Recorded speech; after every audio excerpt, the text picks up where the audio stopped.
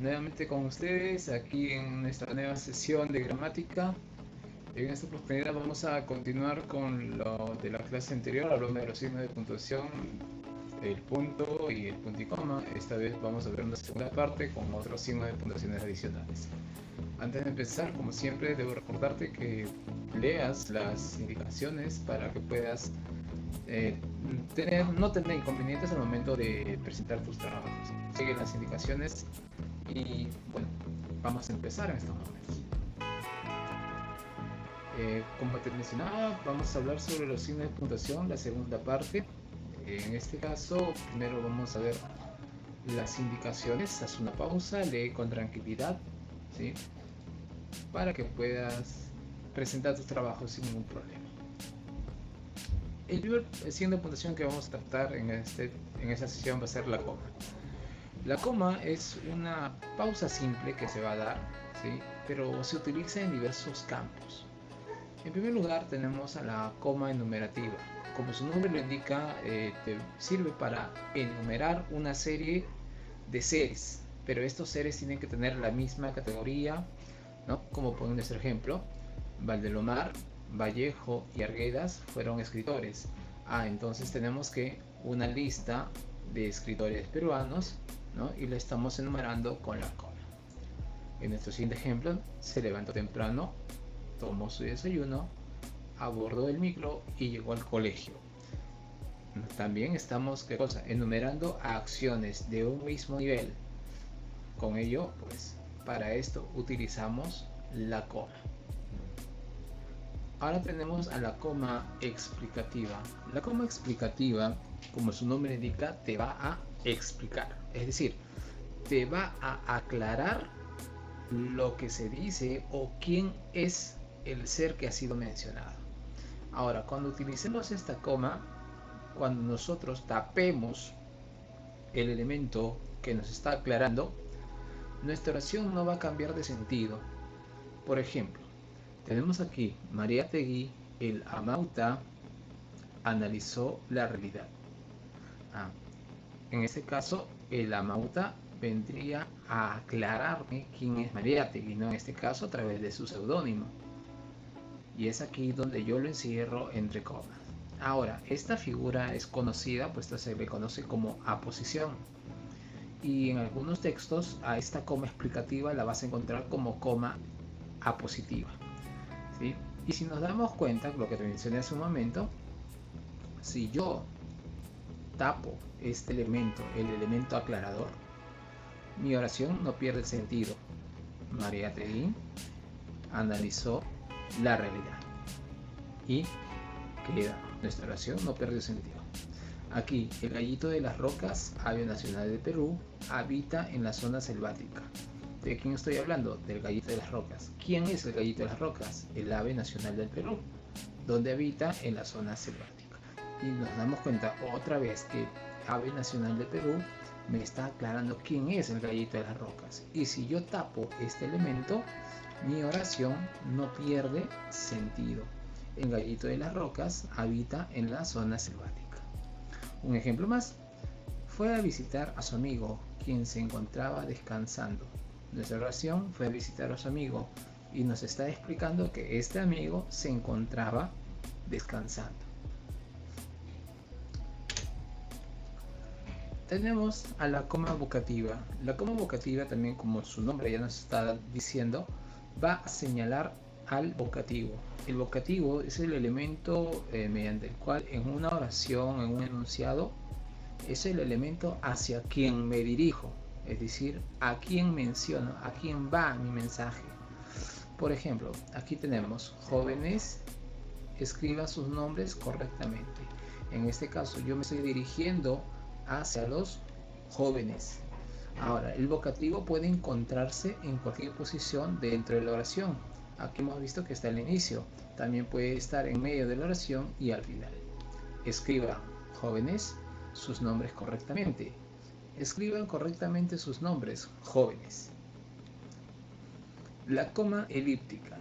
La coma elíptica, bueno, en este caso el nombre proviene de la figura llamada elipsis, en la cual yo puedo eliminar términos que están ya sobreentendidos, ¿no? En el caso de la coma elíptica va a reemplazar a verbos que para evitar su redundancia, para evitar la repetición. Veamos. Aquí en nuestro ejemplo, Ana estudia en la academia. Tenemos un enunciado que me dice que una persona está estudiando en un lugar. Aquí, Elisa en la universidad. Ya no es necesario utilizar el término estudia, por ello lo reemplazamos con la coma. Además de Sebastián, también él estudia, pero en el colegio. Pero el verbo estudiar no lo estamos repitiendo, puesto que sería una oración muy larga, ¿no? Ana estudia en la academia, él se estudia en la universidad, Sebastián estudia en el colegio. ¿Te das cuenta? Entonces la elipsis me permite recortar esos elementos que ya son redundantes o que también ya están sobreentendidos. Aquí, ella está leyendo el periódico, él una novela. La acción que están realizando ambos es leer, y es aquí donde la coma elíptica reemplaza a este verbo. Aquí, en un enunciado 3×3, 9. Aunque la oración completa debería ser 3×3 es igual a 9, ¿no? 3×3 es 9. Entonces esta coma elíptica está reemplazando al verbo ser, ¿no? Es. La coma hiperbática, aquí hay que tener un poco de cuidado. También la hiperbática viene de otra figura, el hipérbato. ¿Y qué es el hipérbato? Pues es el desorden, ¿ya? Es desordenar la lógica de un enunciado. Una oración, vamos a decir, su estructura básica, lógica, es esta. Primero empieza con un sujeto, luego continúa con un verbo y luego continúa con un complemento de ese verbo. Entonces, esta es la estructura lógica de una oración. Vamos a llamarlo así, una oración natural. Pero en nuestro castellano nosotros podemos variar de posición, y es aquí donde va a intervenir esta coma. Tenemos la siguiente oración: los actores ensayan todos los fines de semana. Vemos, tenemos los sujetos, los actores ensayan el verbo todos los fines de semana. Y aquí, ¿no? Todos los fines de semana los actores ensayan. Entonces hemos alterado el orden aquí. Y este orden ya alterado lo señalamos con esta coma. La coma de nexo. La coma de nexo, su nombre indica, va a servir de enlace, pero cuando se presenten conjunciones. Conjunciones adversativas como pero, más, aunque. Las condicionales o las explicativas como o sea, es decir, entonces. El sin embargo, que también es en este caso una conjunción adversativa. Pero aquí, al momento de utilizar estas conjunciones, antes de utilizarlas, le ponemos coma. Por ejemplo, aquí tenemos: el conductor chocó, pero no hubo heridos. Entonces acá está el pero sirviendo como conjunción adversativa. Me dice lo contrario que podría haber sucedido, y antes de ella, coma. Ahora, cuando la conjunción solamente tiene un elemento, o sea, solamente una palabra, solamente se le antepone la coma. Pero si la conjunción está conformada por más de una palabra, lo recomendable es encerrarlo entre comas. Aquí, por ejemplo, dice: ha cometido crímenes, por lo tanto, tiene que ser castigado. Este por lo tanto es una conjunción, en este caso condicional, ¿no? De consecuencia, lo que tiene que suceder. Entonces esto lo encierro entre comas. Y aquí, no está trabajando, sin embargo, lucha por sostener su lugar. Acá tenemos también otra locución conjuntiva, más de una palabra, lo encerramos entre comas. Y aquí el cuidado que te mencionaba.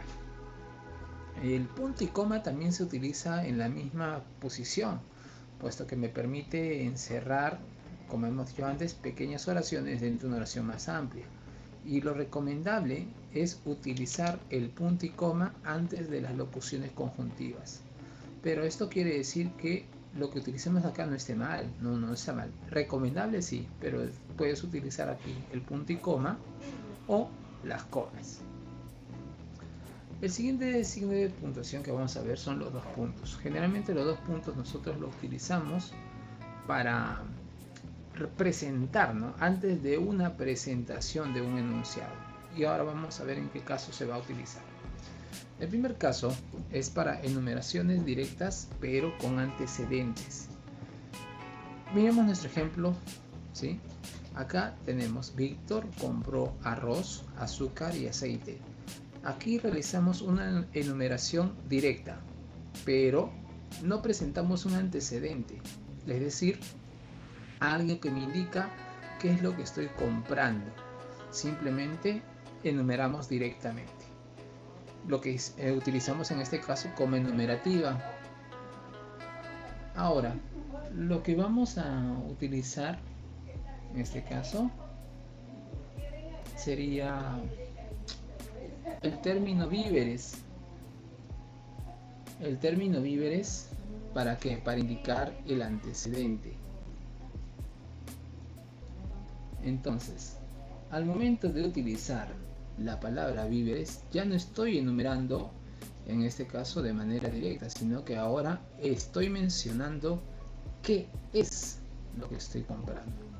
En este caso, los víveres. Y es aquí donde sí voy a utilizar los dos puntos antes de iniciar mi enumeración, ¿no? Víctor compró víveres. Aquí está mi antecedente. Compró arroz, azúcar y aceite. O lo mismo que podemos decir, a ver, leí las obras de Vargas Llosa, Chocano, ¿no? Y Valdelomar. Cuando yo digo leí las obras de, aquí mi numeración es directa, pero si yo digo leí las obras de escritores peruanos, ahí está mi antecedente, escritores peruanos, dos puntos, Vargas Llosa, Chocano y Valdelomar. Las citas textuales. Los dos puntos se utilizan para presentar citas textuales. ¿Qué es una cita textual? Para decirlo de forma simple, algo que dijo alguien, ¿sí? Algo que dijo alguien.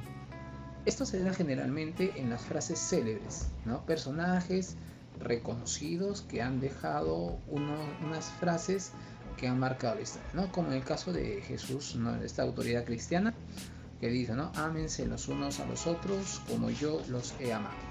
Ah, ya, entonces, para yo presentar lo que él dijo, utilizo dos puntos y luego de ello utilizo comillas para encerrar lo que dijo, lo que vamos a ver en siguientes diapositivas. Ahora, eso no solamente aplica para las frases célebres, sino también para lo que se dice antes. Dice un antiguo adagio. Entonces alguien dijo esto. Dice, piensa mal y acertarás. Esto, alguien lo dijo. Entonces, bueno, a lo que ya se dijo le antepongo los dos puntos. Caso 3. El vocativo. El vocativo ya hemos visto antes con la coma vocativa, ¿no? Es la persona, los seres hacia quien me dirijo. En este caso funciona igual, pero este tipo de vocativo es más utilizado en las cartas. Cuando escribes una carta y señalas a quien va dirigido, ese es nuestro vocativo, ¿no? Por ejemplo, estimados amigos, dos puntos, y luego en el siguiente renglón empiezo a redactar mi carta. O de la misma forma, ¿no? Señor director, dos puntos, estoy dirigiéndose a él, acá está mi vocativo, paso al siguiente renglón y procedo con mi carta. El último caso de los dos puntos que estamos viendo es el uso de los puntos como resumen. ¿Qué significa esto? Pues que con los dos puntos vamos a sintetizar todo lo que se dice anteriormente. Por ejemplo, mágica, misteriosa, enigmática. Todas estas son características ¿de quién? De la selva del Perú. Entonces, la selva del Perú es la síntesis de todo lo que se dijo. Así que en este caso voy a aplicar los dos puntos. De la misma forma, el ser más amado, recordado en la vida de un hijo, la madre. En este caso la madre vendría a ser la síntesis de todo lo que se mencionó anteriormente. El siguiente signo de puntuación que vamos a ver, que es también uno de los más utilizados, son las comillas. Como verás, tenemos tres tipos de comillas acá presentándote. Estas son las comillas latinas, que se recomienda que nosotros las utilicemos. Estas son las comillas inglesas o comillas altas, y estas son comillas simples. Bueno, en el caso de las comillas latinas, como ya te mencionaba, es lo más recomendado para utilizar. Pero si yo utilizo comillas altas inglesas, no está mal, ¿no? Solamente que la RAE te recomienda el uso de las primeras comillas. Bueno, vamos a ver en qué caso se presenta el uso de las comillas. Primero, para presentar la cita textual. Cita textual. Ya lo hemos visto por los 2 puntos. Es lo que dijo alguien. Pero ahora, luego de los 2 puntos, abrimos comillas, colocamos lo que se dijo y luego cerramos comillas, ¿no? Por ejemplo, aquí Aristóteles dijo: el ignorante afirma, el sabio duda. Entonces, lo que dijo Aristóteles va a ser lo que va a tener que ser encerrado entre comillas. O también, ¿no? Como dijo Bolognesi, lo que dijo, entre comillas, lucharemos hasta quemar el último cartucho. Segundo caso, para destacar errores o acercar un significado. Generalmente, cuando nosotros hablamos y cometemos ciertos barbarismos, no lo podemos plasmar. O sea, en el campo oral se mantiene, pero en el campo escrito, ¿cómo señalamos esos errores? Pues a través de las comillas. Encerramos las palabras que están incorrectamente utilizadas, ¿no? Mañana inaugurarán la nueva tienda, cuando debe ser inaugurarán. Entonces yo señalo mi error dentro de comillas. O cuando quiero acercar un significado. También con nuestro lenguaje nosotros tratamos de darles características a los seres, puesto que para acercar un significado, darle un significado metafórico, ¿no? Por ejemplo, darle cualidades humanas a los seres inanimados, personificarlos. Por ejemplo, cuando yo te digo el mar está bravo, o sea, tú entiendes que el mar allá bravo se quiere decir que en ese caso la marea está alta, pero ese bravo es una característica humana, eso lo puedo señalar entre comillas. O como en nuestro ejemplo, no mires el reloj, él huele tu prisa e irá lento. Entonces pues los relojes no huelen, no tienen sentido del olfato, pero al darle esta cualidad, pretendemos darle un significado, pero no a la cualidad del reloj, sino a que en nuestro ejemplo, claro, la prisa se va a hacer más larga, pues no vamos a llegar a nuestro objetivo.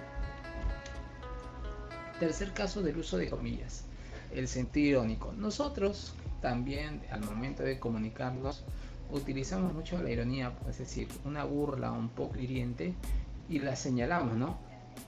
De repente este símbolo se te hace conocido, ¿no? Mira, tenemos políticos muy honestos.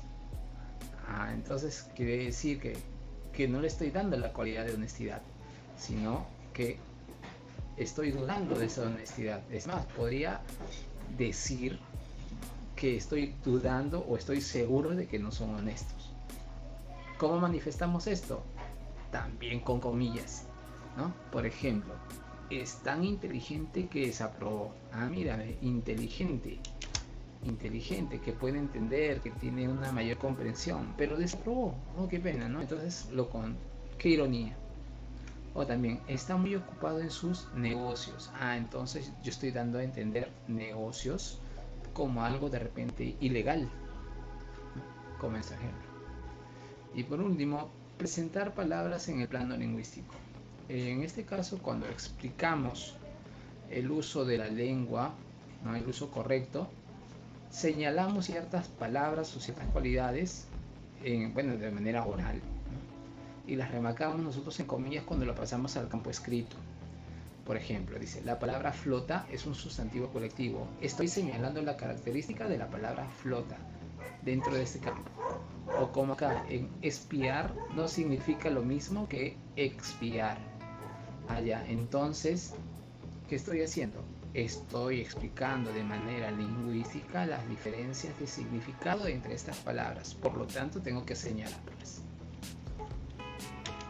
Ahora bien, practiquemos el uso de los signos de puntuación. Haz una pausa, verifica dónde crees que podamos colocar y qué signos de puntuación vamos a colocar, ¿sí? Luego de ello pasamos a las soluciones. Veamos. En la primera oración dice, ¿no? El trabajo paga las deudas, la sociedad las aumenta. ¿Qué tenemos aquí? Tenemos una enumeración, ¿no?, de dos términos de misma categoría. En este caso, tenemos una coma enumerativa. Dice, su esposo es un gran cirujano. Ella es una destacada pianista. Lo que tenemos aquí es lo que se llama coma vocativa. Y el punto y coma. Estamos utilizando ese punto y coma para separar una oración pequeña dentro de una oración más grande. ¿Cuál es mi oración pequeña? Mira, su esposo es un gran cirujano. Primera oración. En sí no es una oración, es una proposición. Segunda proposición. Ella es una destacada pianista. Entonces, ahí está nuestro punto y coma. Pablo Neruda, autor de Crepusculario, nació en Chile. Mira, Pablo Neruda, autor de Crepusculario, nació en Chile. ¿Esto qué es? Me está aclarando quién es Neruda. Por lo tanto, estas comas son explicativas. Y para, satisfacer a otros conceptos es una coma apositiva, porque en este caso estamos hablando de una posición también. ¿Sí? Siguiente. Qué pura, Platero, y qué bella es esta flor del cambio. Mira, qué pura, Platero, y qué bella es esta flor del cambio. Entonces me estoy dirigiendo hacia Platero, ¿no? Entonces esta coma que está acá es una coma vocativa. ¿Hacia quién me dirijo? En las manos jubilosas de los obreros, el viento flameaba. En las manos jubilosas de los obreros, el viento flameaba. Si nos damos cuenta, el verbo está al final. Entonces esto puede ser, hemos desordenado la oración. Podemos decir, el viento flameaba en las manos jubilosas de los obreros. Por lo tanto, esta coma es una coma hiperbática. Bien, en este caso, esta sería la finalización de esta sesión. Recuerda que para las siguientes sesiones espero tus preguntas. En las clases virtuales también, si tienes alguna duda, de hecho que vamos a resolver con más prácticas. Y pues, conmigo será hasta nuestra siguiente sesión. Cuídense mucho, nos estamos viendo.